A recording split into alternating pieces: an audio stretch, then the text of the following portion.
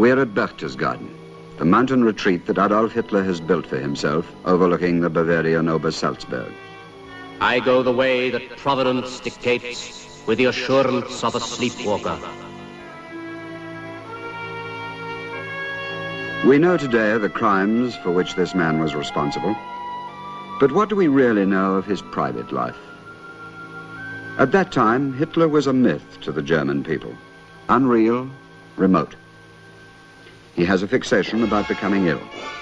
He does not drink or smoke. He is a vegetarian, but he likes cream cakes and sweets. When he relaxes, he likes to have played an old German children's tune. He does not know that the world knows it too.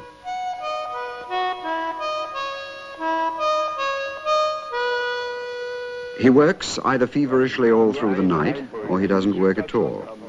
He either broods or talks for hours without stop. Here he is receiving a visit from the British Legion. He does not keep appointments at the right time and always leaves suddenly in a fast car. He likes being driven fast. Only Himmler knows always where he is to be found.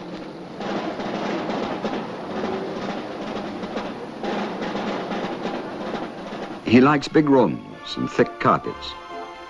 His education was small, and now he reads mainly books about war and military matters. He is a man without real home or family. Marriage might shatter the halo of a lone Führer whose only love must be for his people. He does not marry until the day of his eventual suicide. Here too lives Eva Braun, who once worked in the shop of Hitler's personal photographer, Hoffmann.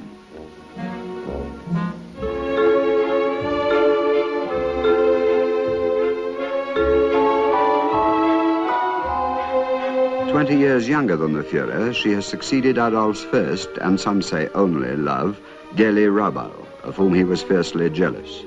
She committed suicide in Hitler's flat in Munich in 1931. Destiny, says Hitler, has chosen him to create a strong and happy German people. Old party members visit their Führer at the Berghof, but none of them is on really familiar terms with him. Here is Goebbels, von Ribbentrop, foreign minister. Right Himmler, in the middle Heydrich, his amiable helper, in the center Speer, then Hitler's architect. Martin Bormann, said by some to be still alive. Hitler and Goebbels know the publicity value of the Führer's sentimental fondness for animals and for children. He is photographed with them as often as possible. He likes, too, to be thought of as a man of the people, but the SS guards are never far away.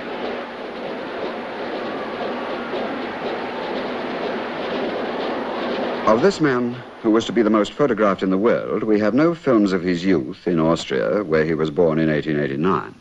But we have all seen the familiar photographs of him as a baby, and of his father, a customs official with whom he quarreled. Of his mother, whom he is said to have loved. He came partly from peasant or farm workers' stock. His grandfather was not known, but his family was never poor. At school, young Adolf was not exactly bright. He did not do well. After his father's death, Adolf in 1907 went to Vienna, but was rejected by the Academy of Arts for lack of talent. But he liked to call himself an artist. These sketches for advertisements, believed to have been made when he was 22, reveal how good his art was.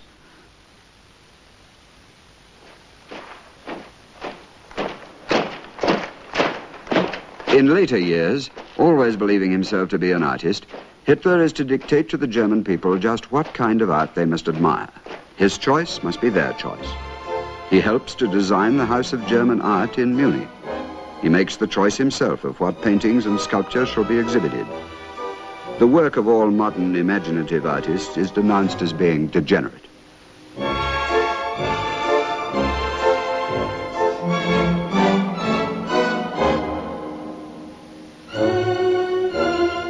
The Führer is always right.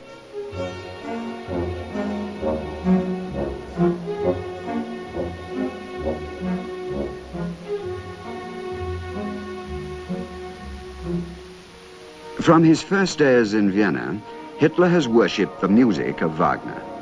As Führer, he is often welcomed to Bayreuth by Winifred Wagner, the composer's daughter-in-law. He claims to have seen Götterdämmerung over 100 times. Hitler was attracted in his youth to the heroic twilight of German mythology through the works of a crank philosopher, Lanz von Liebenfels. Later, his phony racialist, Rosenberg, is to transform this cult into the Nazi concept of a Germanic master race, a barbaric, legendary world, bedeviled by treachery and violence, the bloodbath of the Götterdämmerung, Valhalla going up in flames. Hitler himself said, "We are barbarians. We want to be barbarians. It is an honorable title." Hitler knows how deeply rooted in the German tradition is this cult of the Nordic and Teutonic pagan myth world, this morbid love for the void of dark thoughts. Cunningly, he sees how it can be used. From the blood-stained twilight world of Valhalla, it is but a short step to the parades and rallies of the Nazis.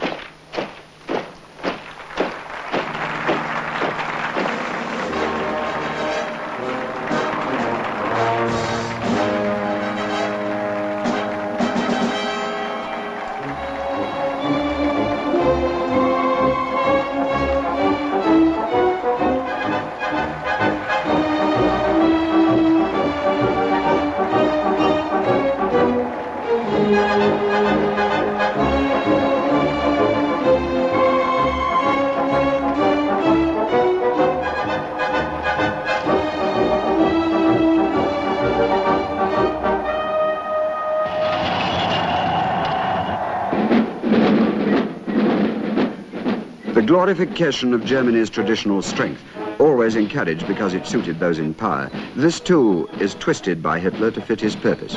This worship of uniforms, this hypnotism of men behaving like machines, these have been rooted in German life for many generations. These too Hitler is to use. The goose step turns the human being into a soulless fighting machine which does not ask questions but blindly obeys the orders of the leader.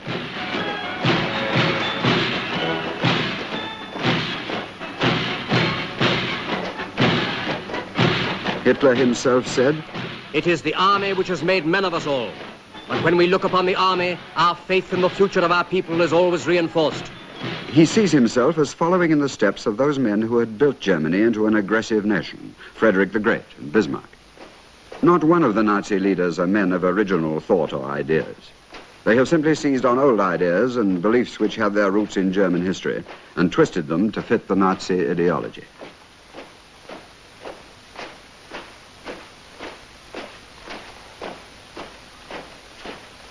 Struggle is the father of all things. Virtue lies in blood. Leadership is fundamental and decisive. What is new is Hitler's skillful use of modern techniques for putting across his concept of state and people without respect for the individual. With us, the leader and the idea are one, and every party leader must do what the leader orders. Mammoth rallies are staged for the masses, like this one every year at Nuremberg.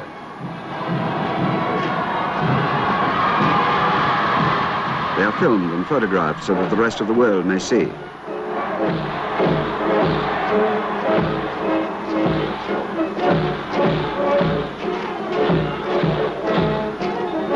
And many foreign visitors are deeply impressed.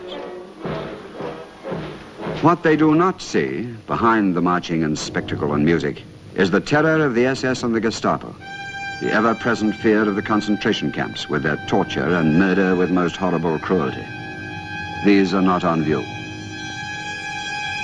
In other countries, Hitler has his imitators. There are always those who mistakenly believe that the Nazis and fascists are a bulwark against communism and socialism.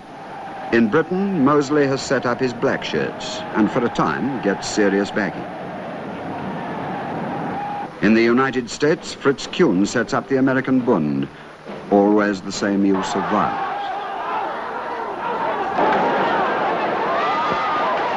In France, there is the Croix de Feu. In Belgium, de Grelle and his Rexist follow the same fascist pattern. The cult of violence can threaten to take root and flourish in any country at any time.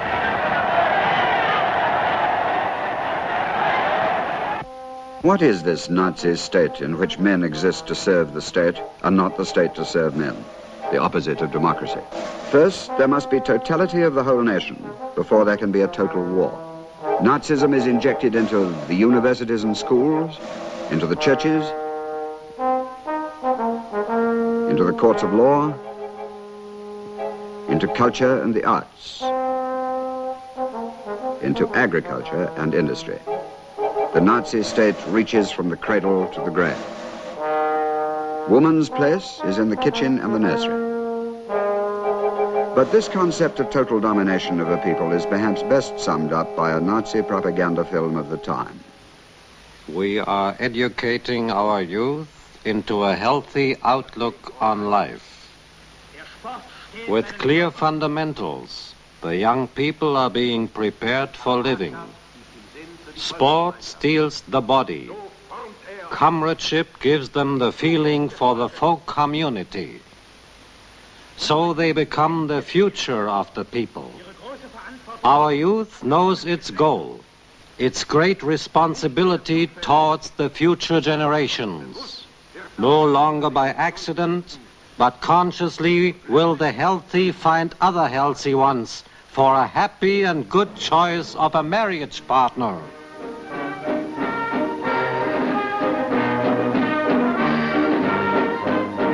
Give of your best to your people, then you will belong to the best of all people. Dann werdet ihr zum besten Volke gehören.